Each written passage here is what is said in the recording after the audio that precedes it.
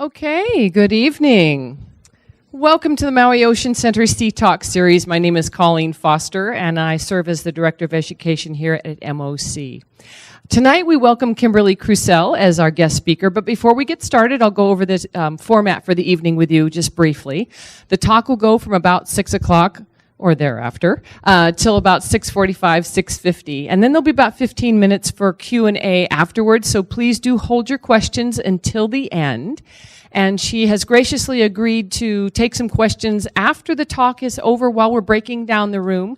So if you still have some questions, there'll be a little bit of time to talk to her after that. So Kimberly has lived in Hawaii for over 25 years, and pursuing her love of the natural world, she holds degrees in marine and animal sciences. Her passion for wildlife conservation led to positions at the Waikiki Aquarium as the captive Hawaiian monk seal research program manager, and the National Park Service as a writer and interpretive ranger. So she's the founder of Wildlife Travel and Wildlife Travel Advisor for Honu Travel LLC, a company focused on providing quality wildlife encounters in some of our planet's most remarkable wilderness areas. So tonight, she's going to share some information about the amazing diversity of animals in the Antarctic regions and some of the challenges that's facing them in our ever-changing planet. So without further delay, please join me in providing a very warm welcome to Kimberly Krusell.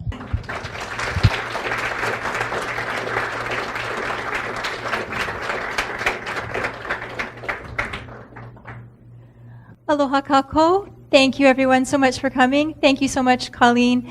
And thank you to the staff here at the Maui Ocean Center for hosting me this evening. As Colleen said, I want to take this opportunity to share with you about a place that is maybe not too far from our minds, but maybe not that easy to get to, and that's the Antarctic. It's one of the most extreme areas in our world, and it's really amazing the diversity and array of life that's able to make their home in this remote part of the world. I'd just like to start out with this map, mainly because most of the time we see Antarctica, it's a little white strip at the bottom of Google Maps. And I feel like this helps put it in perspective in terms of seeing what the continent actually looks like.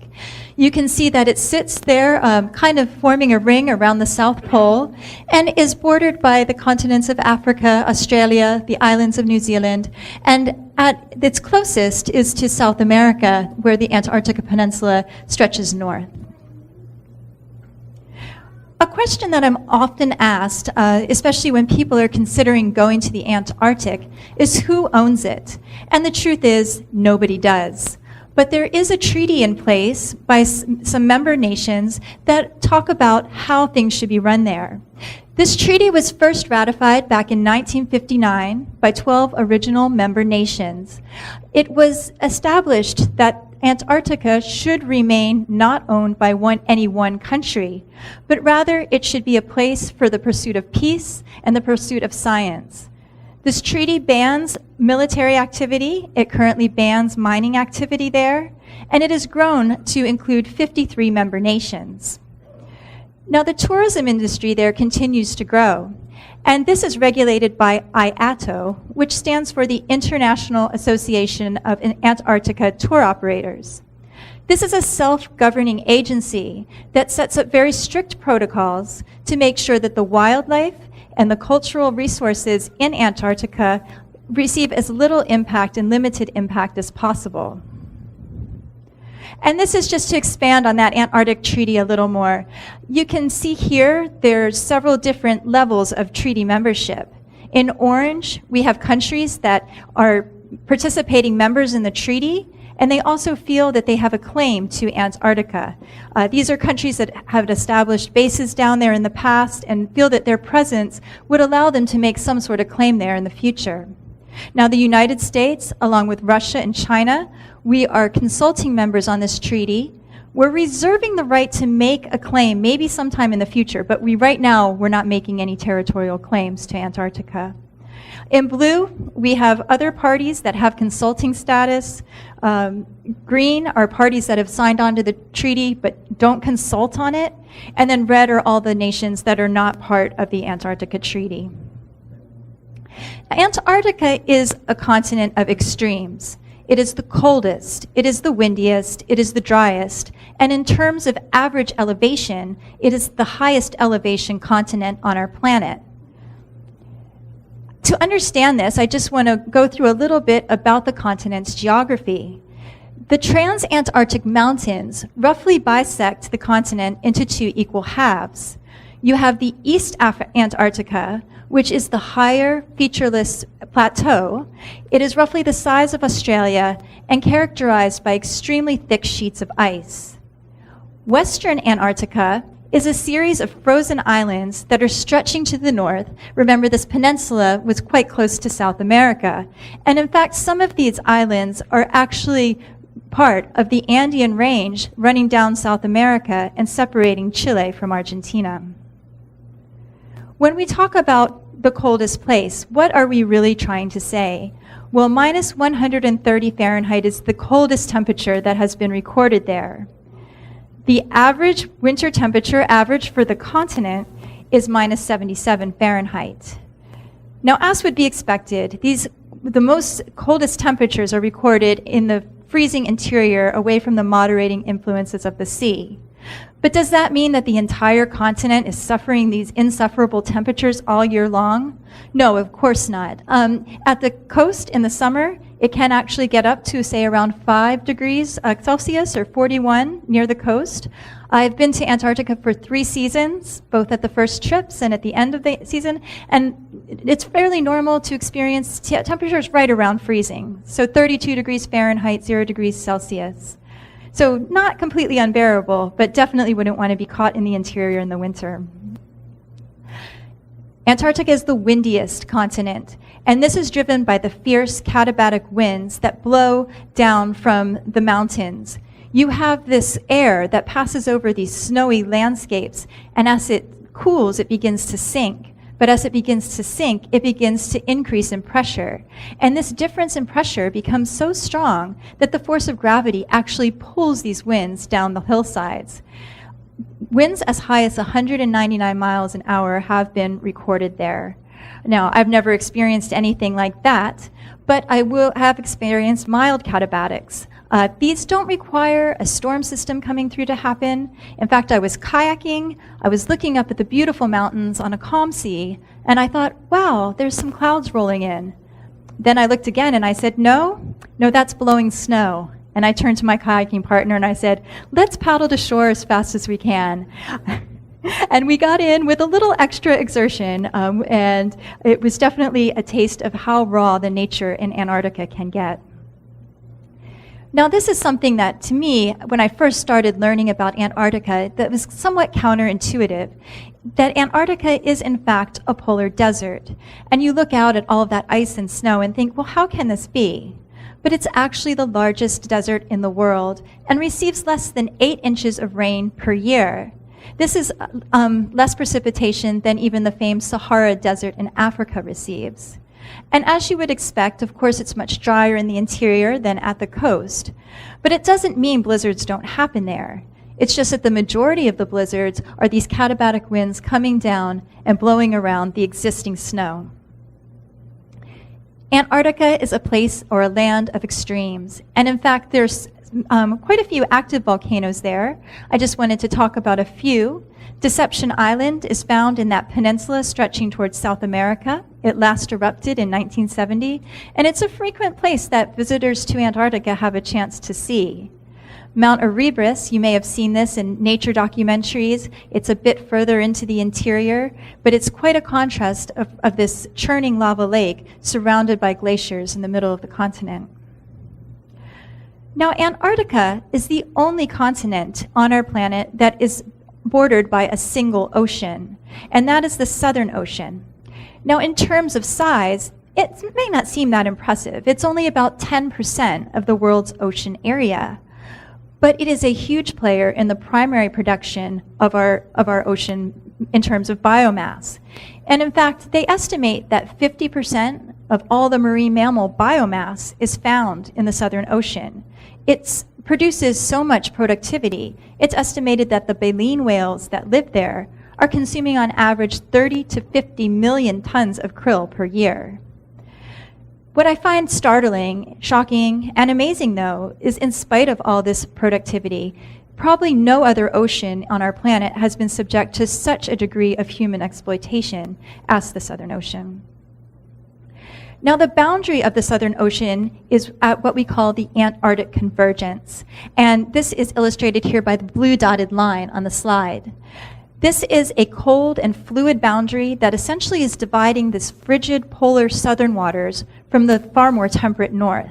It's a very narrow band of just a few miles, and I've stood on deck on some expeditions as we cross into the Antarctic convergence, and you can feel the temperature dropping with every minute that you stand on deck. And I want to just take this opportunity to talk a little bit about the Antarctic versus Antarctica, because these terms do get used and switched around a lot, and it can be a little bit confusing if you're new to learning about this part of the world. When we talk about Antarctica, we're talking about the continent itself sitting there around the South Pole. When we talk about the Antarctic, we're talking about the Southern Ocean and all of the islands that are found inside that blue dotted line. The reason for such high productivity for the Southern Ocean is from upwelling. Of course, we hear about upwelling off of Galapagos and the Pacific coast during El Nino years. The upwelling in Antarctica occurs because these extremely strong westerly winds are blowing out of the east, and they're driving very cold water up to the north. As this cold water slams into the relatively warmer and saltier currents that are flowing down to the south, these two different water masses collide, and this churning effect brings the nutrients and food up to the surface so that it can be enjoyed by the vast array of life that live there. No other ocean on our planet is as dynamic of an environment as the Southern Ocean. This illustrates the changes in the sea ice throughout the winter maximum, where nearly 50% of the Southern Ocean is covered in ice. And in fact, the ice that forms in the sea is a greater area than the continent of Antarctica itself. Compare this to the summer maximum, when most of the ice has melted away and only 10% of the ocean remains covered. This photo shows what Antarctica would look like in the absence of its ice cap. The ice cap itself covers about 98% of the surface of the continent. It has an average depth of about 2,000 feet, and it sits with such a tremendous weight on this continent that it actually depresses it below sea level. How much water is bound up in there? I believe that it's about 70% of the fresh water on our planet is in the Antarctic ice cap. Ice is a very important place, this is sea ice we're talking about now, for algal production. It's a great substrate and surface area for these algal mats to grow. Now, the underside of ice is great for krill. It forms these lovely krill nurseries. Many of you know krill is what kind of sustains or is the basis for the Antarctic food chain. And the krill abundance each year is actually linked to the abundance of the ice coverage in the Antarctic. And finally, just a word about icebergs, because one, I find they're twisted, tabular, dome, pinnacle formations filled with beautiful gelatinous blue lines through them, absolutely mesmerizing. But also because they are an important haul-out site for penguins and seals that are making their way in the Southern Ocean. These have their source at calving glaciers and also pieces that break up from the ice shelves from the continent itself. Now, something that surprised me the very first time I went to Antarctica, and this is when we're talking about the continent, is that everyone that comes here is a visitor. Nobody stays there year-round. They are coming there for very specific reasons, and when those reasons are over, they go back to the sea. And I want to talk about who visits, because, in terms of number of animals, there's quite a lot that come to Antarctica every year. But in terms of species, it's actually quite low compared to diversity of, say, a tropical rainforest or the African savanna or many of the other biotomes in the world. But about 20% of the world's pinniped species, that is the seals and sea lions, are found in Antarctica. About 20% of the cetacean species, the dolphins, the whales, are found there. 40% of the penguin species call on Antarctica, and numerous other species of seabirds, including the Arctic tern, which makes the journey from the Arctic down to Antarctica and back again. Phenomenal. They see more sunlight than any other animal. Why are these here? Well, I think obviously, having touched on the productivity of the Southern Ocean, it's clear that these are tremendous feeding grounds. So if you can cope with these frigid, cold conditions, you have a veritable seafood buffet waiting right outside your doorstep. But there's other reasons that animals use this continent. Penguins and seals are both tied to their life history with a need to exit the water for periods of time to either raise their young or to molt, which is the process where they grow a new coat of feathers or furs every year. Again, of course, penguins are here to breed. No matter how well adapted a bird is to the ocean, all species do have to return and lay their eggs on land. But in addition to that, the chicks are just far too small to be able to cope with life in waters that are below freezing right after they're born. For one, their downy coats are not waterproof, and for two, their size doesn't, they would just lose the heat far too quickly in that type of environment. Again, we have the fur seals and true seals that are also hauling out to breed. There's two different types of strategies they use. The Antarctic fur seal and the southern elephant seal tend to breed on the solid ground that you find in places like South Georgia. They form very large breeding harems. The males will arrive and establish territories. The females will come later. The male will have the nonstop job of chasing other males out of his territory while still trying to breed with the females that are in it. The lifespan for these males is about half that of the females, so it doesn't sound like a very easy job. Then there's also solitary ice breeders, and these are what are referred to as your true Antarctic seals. These are the seals that don't form large groups. They're hauling out on the pack ice or that sea ice and raising their pups there. Now molting, I love this picture. It shows just how funny and silly these penguins can look at different times of the year. This is where they regrow their feathers on an annual basis. During this time, they're very vulnerable because they lose their waterproof coating. If you spend time watching penguins, you'll see they spend an enormous amount of time putting their bill into their feathers and preening and cleaning. And what they're actually doing is dipping that bill into an oil gland and distributing this waterproof coating over all their feathers. This is a southern elephant seal. He's undergoing his catastrophic molt. These guys are the closest relatives to our Hawaiian monk seals, so you'll see our Hawaiian monk seals look the same way sometimes on the beaches. Not just the fur, but the upper layer of epidermis is shed. The ice breeding seals do lose their fur. They do need to stay hauled out for this time as well, but they don't look nearly as entertaining doing it. No, the molt, of course, it's a stressful time. You know, all of these animals exclusively get their food from the sea. So if they want to find, during the molt, they have to stay out. So it's very important that they're in good condition when they arrive to haul out to start this process. Because not only will they not be eating, they have to be growing this new coat that will get them through the next year. Now, of course, the feeding grounds are important to everyone who's living here, but probably they're not, to no animal are they even more important than the baleen whale. We all know from our humpbacks that come and visit beautiful Maui every year that there's very well-established migratory routes between these tropical waters where the whales are coming to breed and raise their calves and compete for females. And then they have the cold, rich polar waters, which supplies them not just with the energy they need to maintain their metabolism and weight, but the energy stores that they need to replenish and put back on to compensate for the fact that pretty much half of their life they spend fasting. Now, the toothed whales and dolphins don't appear to have as extensive of migratory routes as the baleen whales, although some satellite tracking data on orcas suggests that they do travel extremely long distances and migrate for other reasons besides breeding. So how in the world do you cope living in an ocean that doesn't freeze until it's colder than freezing, and coming out onto the coldest and windiest continent in the world? There's 3 strategies that you can take. One is put on a coat, and that's your fur or your feathers. 2 is put on some internal insulation, and that's going to be this extensive blubber layer that's very important.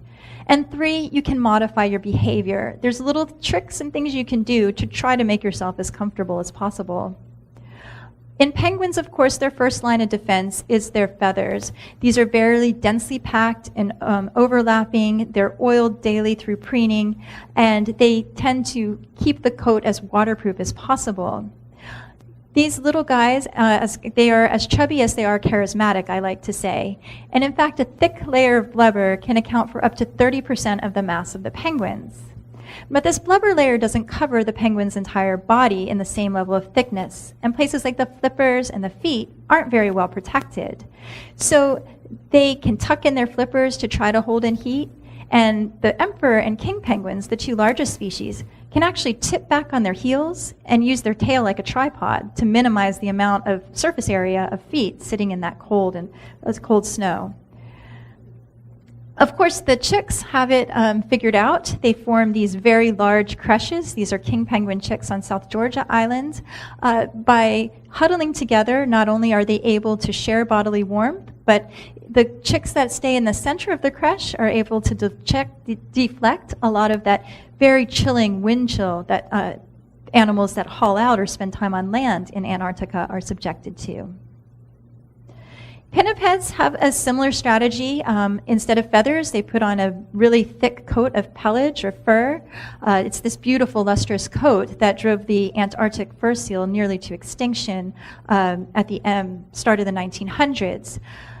When you look at penguins and seals, clearly there's no comparison. These animals have a much larger size. And this larger size also maximizes that surface area to volume ratio, which helps conserve heat in their body. The blubber layer is very important. One of the great properties of blubber is it's not compressible. Now, a thick coat of fur is great when you're hauled out and dry and on land. You can trap a lot of air. But as soon as you start to dive down and you're subjected to the effects of pressure, it's going to push all that air out of your coat, and it's not going to be very useful for you. But the incompressible nature of blubber allows it to be very insulated, even if you're diving to great depths. Now, blubber insulates by its thickness, but it also seems more important the composition of the blubber gives it its thermal properties. And blubber that's higher in lipids is more effective at insulation than that's lower in lipids. And the other great thing about blubber is that it has a very low metabolic requirement relative to other types of tissue. So this is a type of tissue that you can put on in great amounts, yet it costs you very little metabolically to maintain it. So it doesn't up your overall energy requirement, which is very important when you're trying to stay warm and it's very cold outside. Now, whales and dolphins, of course, face different challenges. They spend their entire life in the sea. They're never hauling out. They don't have this external robe of feathers or fur that they put on. And we all know, even here in Hawaii, if we go down to the beach and spend an hour or 2 in the water, especially I'm a scuba diver, there's no way I could do it without a wetsuit. I'd be frozen and chilled, even though the water is 80 degrees. But if I was to sit on my lanai with a Mai Tai and it's 80 degrees, I'd be just fine. I could probably do it for 3 hours. So they compensate by having these extremely large body sizes, and whales are by far the largest creatures that we have on the planet. They also have very highly vascularized, that is, there's a lot of blood vessels that they have in the flippers that they can restrict the blood flow to, so they can keep more blood warm and at their core. Now, this is important for conserving heat. But remember, these guys are also migrating to the tropics, so it also becomes a very good way for them to dump heat where they're in places where they might be subjected to the other extreme. Amazing animals. I'm going to tell you a little more about, of course, some of the animals that call this place home. I just want to start with probably the most iconic and charismatic of them, which would be the penguins. There are about 17 species of penguins found worldwide, and they're found obviously mostly in the southern hemisphere. If you guys want to impress people, you can tell people there are penguins in the northern hemisphere. This is the Galapagos penguin that straddles the equator, but it still confines itself to very, very cold water environment. Of these 17 species, 6 are found in the Antarctic, and 3 are known to breed exclusively in Antarctica. I'm going to start off with probably the most well-known, the most cinematically famous, probably the most desired to see of the penguins, but probably the one that you would be least likely to see if you ever go to Antarctica, and that is the emperor penguin. One of the reasons that you probably wouldn't see them is most visitors to Antarctica spend their time at the coast. As we know from March the Penguins, these guys walk great distances over the frozen, icy landscape to where they have their breeding colonies. It takes an incredible amount of energy to raise a penguin chick. The father carries that egg on his feet and in the egg pouch all winter long. Just when the last of his energy stores have been depleted and he thinks he can't take it anymore, the mother finally shows up and takes over the parental duties. And in fact, it's probably a safe bet to say there is no way to successfully raise an emperor penguin chick as a single parent. It's an incredible amount of investment and energy that is a 2-person job just to get them able to fledge. Now this is one of my favorites. This is a sub-Antarctic species, the king penguin. I was actually going for a beautiful landscape shot in the back, and I wasn't looking in front of me, and all of a sudden he came and just looked me right in the eye. And they're about 3 feet tall, and you're down on your knees trying to get at their level, and I thought he was going to be right there. They have no natural predators on land. The proximity that you can get to the animals is truly amazing. But what's really interesting about the king penguins is that, they're still living in this very cold environment, yet they're not seasonal breeders. Most of the other penguin species, they try to hatch their chicks at the peak of the summer, and then they're working really hard, feeding them, fattening them up, get them in the water before winter comes. Well, the king penguin actually takes 14 to 16 months to raise their chick. So they are only able to produce a chick, it's 2 chicks every 3 years is their maximum they can produce. But what makes this very interesting is when you visit a king penguin colony, you'll have individuals of different ages or stages of life that are there. So you may see new chicks, you may see chicks about to fledge, you may see the parents coming in to care for their young ones, and you may also see molting penguins all in the same colony. And like I say, and they're highly, highly charismatic and really good at photobombing. Now the macaroni penguin, I have not had the chance to see any of the gigantic macaroni penguins up close. This one was a confused wanderer. He was in the Falkland Islands. He thought he was a rockhopper penguin. You can see he actually has the kind of orange hair or feathers in the front there compared to the light blonde feathers that are in the back.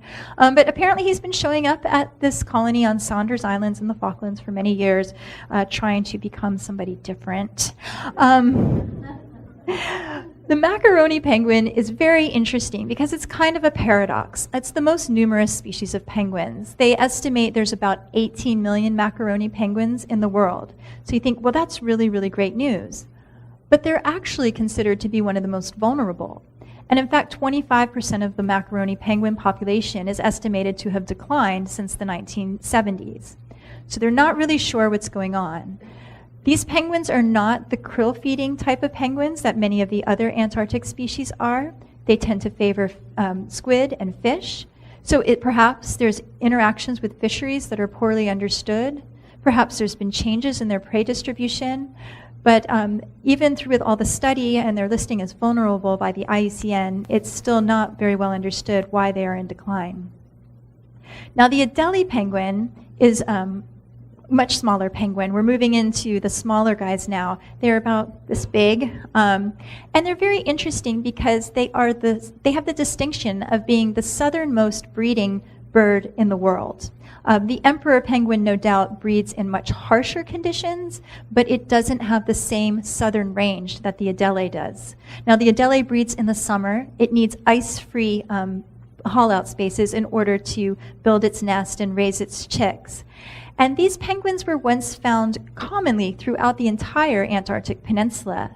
But as things have started changing, especially on the eastern side of the peninsula, the Adelie penguins are moving south, and it's not as common as it is to see them now as it was 30 years ago.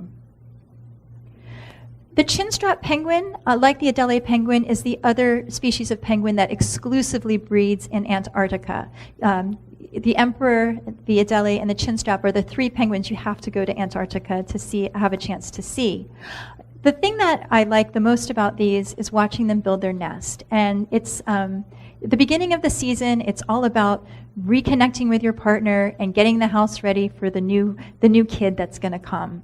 And they do this by going down to the sea and very carefully picking out the perfect pebble. And they come and greet their mate, who they haven't been with out at sea for quite some time, and they'll present this pebble. Maybe she likes it, maybe she doesn't. You know, there's a lot of pressure. But hopefully she likes it, and you delicately place it down, and then you wander down, and this is a real term, penguin highway, just like you might walk in the boot tracks of someone else that's gone up before you in the snow because it's compressed and easier. Penguins are just as smart. They do the same thing. It'll go down the penguin highway, go to get another stone. But little do you know, sometimes that neighbor that you put your house next to, it doesn't want to walk all the way down and get another rock. It just comes back over to your nest and puts it back in its pile. So you not only have to choose your nesting site, but your neighbors quite carefully if you're this species. Now, the Gentoo penguin is really interesting. It's the only penguin that we have breeding in the Antarctic that actually also breeds outside of the Antarctic convergence. There's colonies of Gentoo penguins in the Falkland Islands and also the southern tip of South America. And just as the Adelies have been winding their way further south, the Gentoo penguins now are found in a much higher abundance than they used to along the Antarctic Peninsula's breeding sites. Now, the other animals that call Antarctica home are the fur seals and true seals. This is an example of the fur seal, easily identifiable by these cute little ear flaps sticking up, the very long front flippers. If it was to move on land, it would hoist itself up on its flippers and walk along. Contrast that to the elephant seal, very streamlined head, no external ear flaps, has to kind of bounce along like it's doing the worm to move about on land. There's other differences, especially maternal care. The fur seals are going to care for their young for much longer. They're going to provide some guidance and assistance in teaching them to forage. True seals, it's kind of a one-off deal, you know.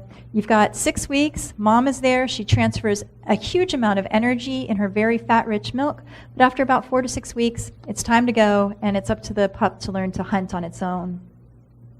The Antarctic fur seal is incredibly remarkable, though. They have the most synchronized birthing of any species of animal. And in fact, I think it's something like 92% of all the Antarctic fur seal pups are born within a 7-day window of each other every season.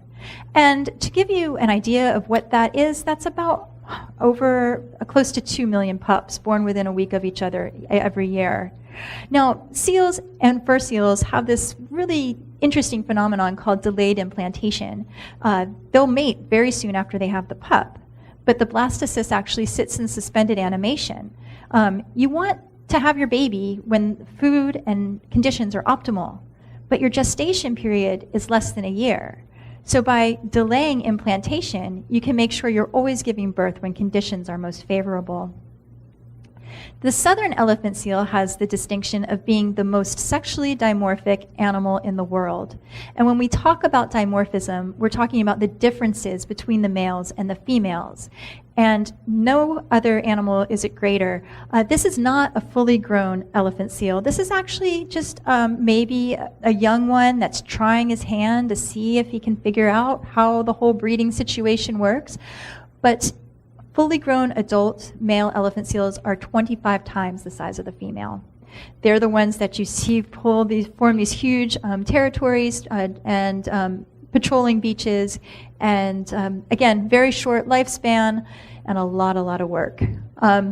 And this is just a newborn pup. It shows you that when they're born, they have this cute little black coat of fur, but as they become what is known as weaners, not because they're fat like sausages, but because they're newly weaned, mom has invested that 6 weeks and she's gone out to sea, they start to get their juvenile coat of this beautiful silvery brown color.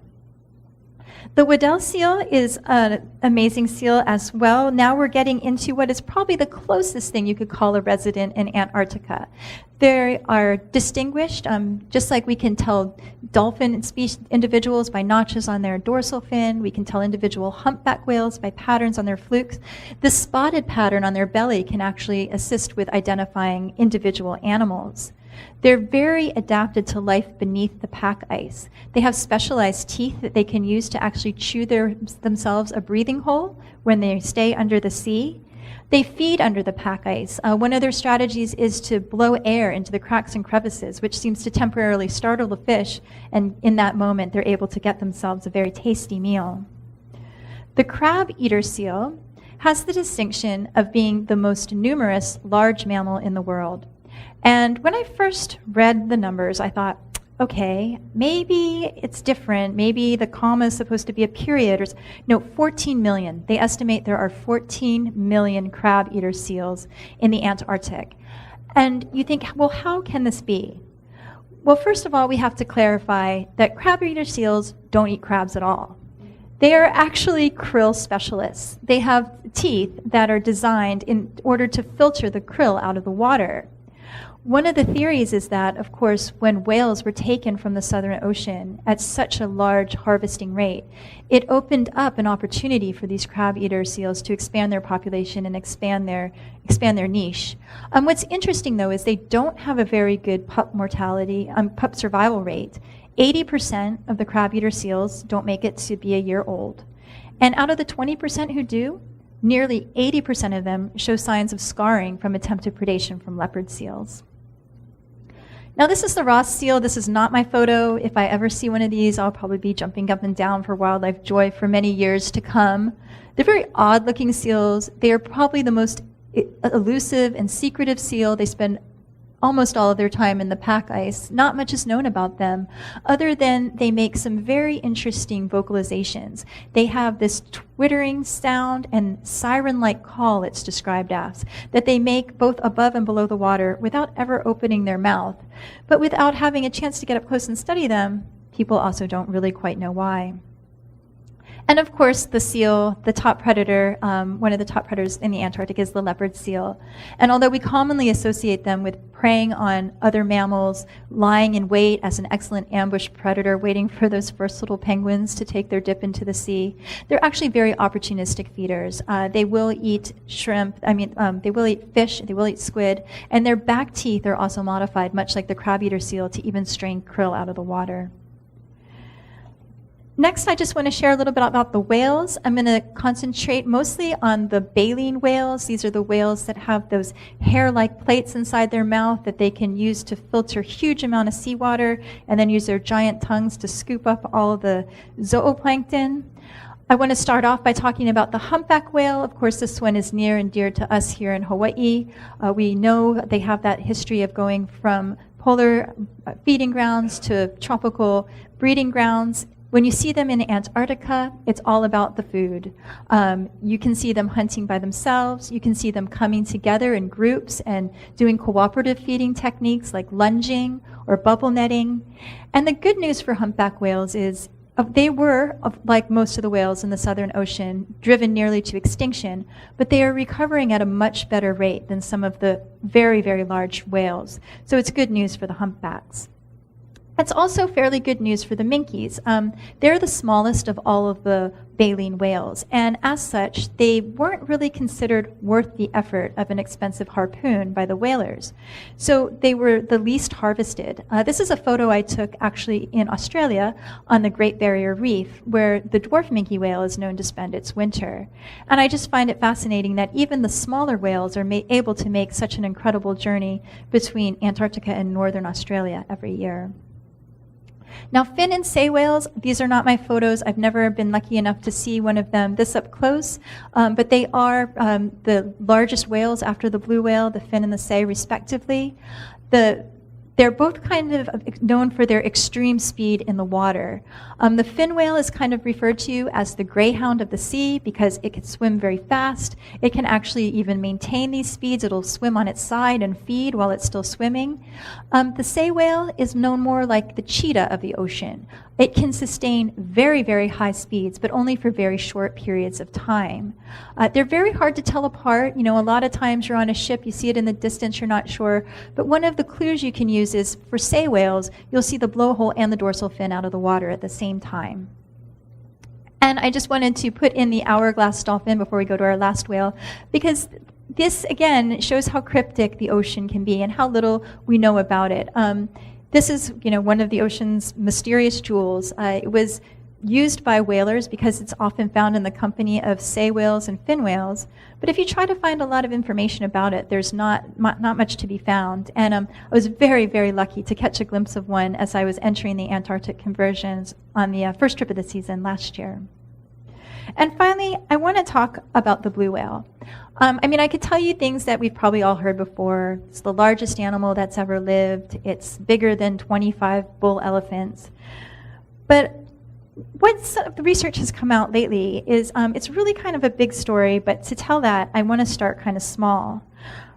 We talked about the algal blooms that we get under the ice. And for phytoplankton to do well, just like for plants to do well in your garden, you need fertilizer. And the fertilizer, the best fertilizer that you can give plankton, phytoplankton, is liquid iron. Now I'm going to tell another story that might seem unrelated, but there's this idea that some people have, of course, about oceans and resource management. They think maybe whales are actually competing with us for our ocean resource. They're eating all this krill, and it makes it difficult for other things maybe that we'd like to eat to have access to that. So our fisheries are small, and our catches are weak because the whales are taking all the things that we want, the things we want to eat, are eating. But there's been a very interesting finding, and this came out of Flinders University in South Australia, in Adelaide. And what they found by looking at the feces of these whales is that when these whales eat the krill, they're actually defecating liquid iron. And they're actually defecating nearly 100% of the iron that was converted from the algae into the krill.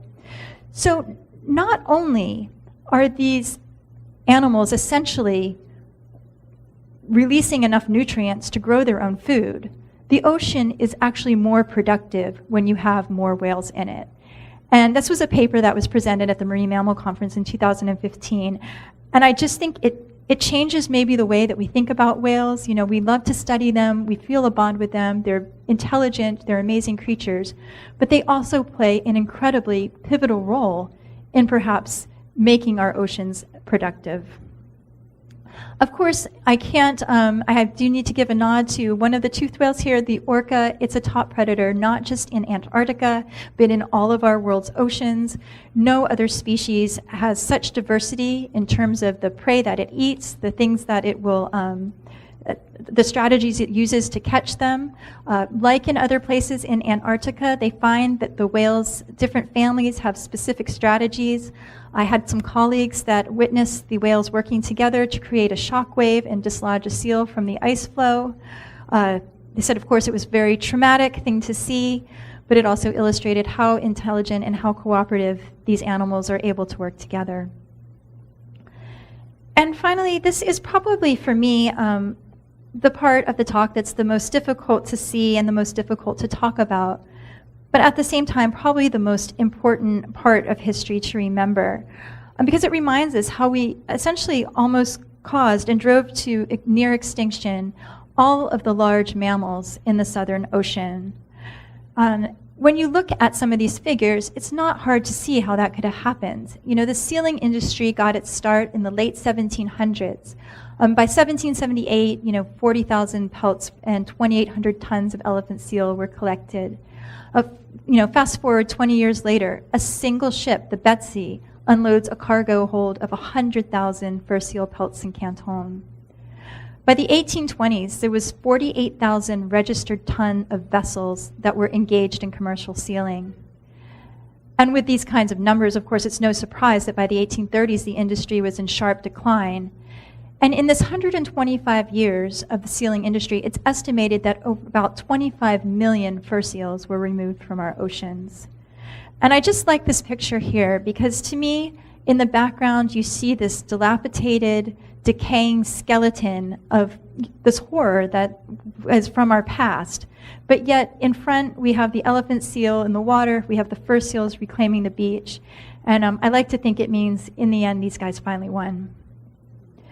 Now, the story for the whales is not much better. In the 100 years of whaling, from around 1900 to 1999, about 3 million whales were taken from the ocean, 2/3 of that being from the southern hemisphere.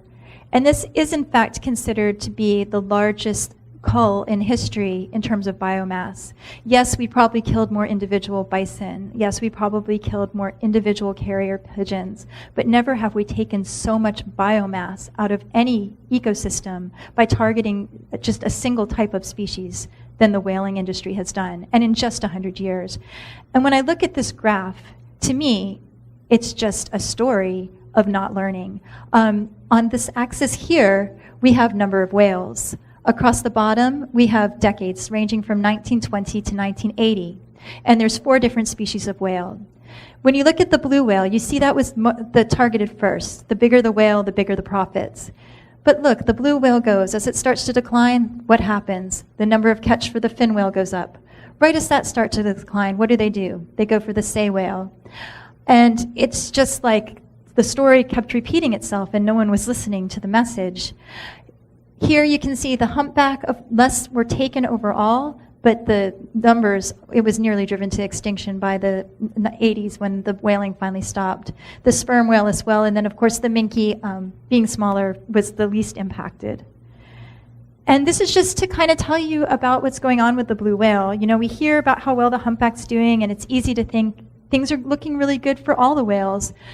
But in fact, the blue whale is really having a hard time, and it is probably the most endangered whale in the Southern Ocean. So whether you kind of believe the historical population was at 350,000 or 250,000, what this graph shows is the precipitous drop that this population faced in such a short window of time. And you can see here, out in current time, the population is nowhere near close to its historical numbers. I touched a little on climate change. We know that the polar regions are changing faster than the temperate and tropical parts of the world. As I mentioned, in Antarctica, the peninsula, where the majority of the animals live, is changing much faster than the rest of the continent. So I don't think it's a question of is change happening, but it's a question of how will life adapt. You know, we've seen examples of this as the Gentoo begins to move down and colonize the peninsula, the Adelie expanding its southern range. So some species may actually benefit from this. But overall, I think it's going to provide some massive challenges for the very ice-dependent species. They may have to go further to find their food. They may have to see their prey change its distribution. And I think there's just a lot of uncertainty and a lot of unknown about whether life will adapt quickly enough to keep up with the changes we're seeing on the planet. But overall, I think if there's anything I want you to take away from this talk today, is that Antarctica really is a place of hope. It is one of the wildest places on the planet. I have had the good fortune of traveling into some of the most remote and amazing wildlife refuges on our planet, and never have I come across a place exploding with the density of life that you find in these places inside the Southern Ocean. And I think one of the best things you can do, I do want to thank everyone for coming out and listening to a little bit about Antarctica, and be an ambassador and share the message, keep learning, and keep the awareness going out there. And I just wanted to share this little video. Some of you may have been to Antarctica, some of you may have never been before, but I think this gives you a little, oops, it didn't want to go. Okay. Oh, there we go. A little taste of what it's like to be there.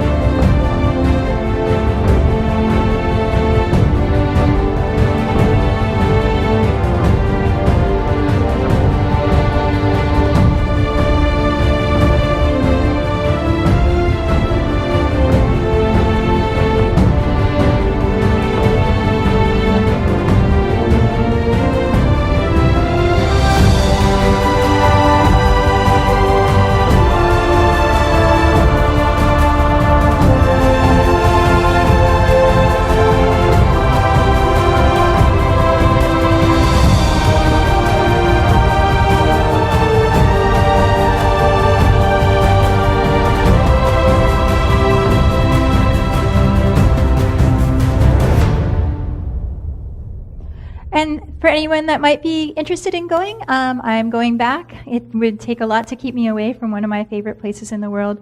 I'm going October 29th to the 15th. It will include the Falkland Islands, South Georgia, and Antarctica. And we actually have a very amazing special right now. It's I've never seen a special like this before, but extended buy one, get one for free if you're sharing a cabin. And if you mention the Sea Talk, we'll be making a $200 donation for every cabin sold to the Maui Ocean Center nonprofit organization. I feel it's important to help the ocean in your own backyard while raising awareness about oceans far across the sea. So I want to thank you all very much for your time tonight. I'll be here to answer any questions that you have. As Colleen said, I'll be here after while they're breaking down to answer further questions. We have a little information about some of the wildlife on Antarctica on the table there. And thank you very much for coming this evening. I really appreciate it. And before I end, I just want to say also, it's Colleen's last Sea Talk, so I want to give a special nod to her and thank her for allowing me to be part of this final program. Thank you very much, Colleen.